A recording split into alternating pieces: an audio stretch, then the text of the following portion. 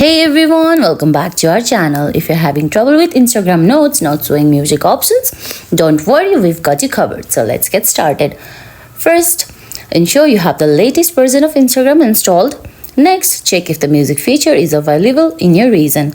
Now, make sure your account is a personal or creator account. Business accounts might have limited access to certain music features due to copyright restrictions. Try restarting the app, close Instagram completely, and then reopen it. If that does not work, restart your phone. This can often resolve minor software glitches. If you're still having the issues, log out of Instagram and then log back in.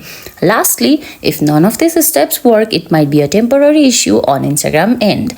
So you can check it online.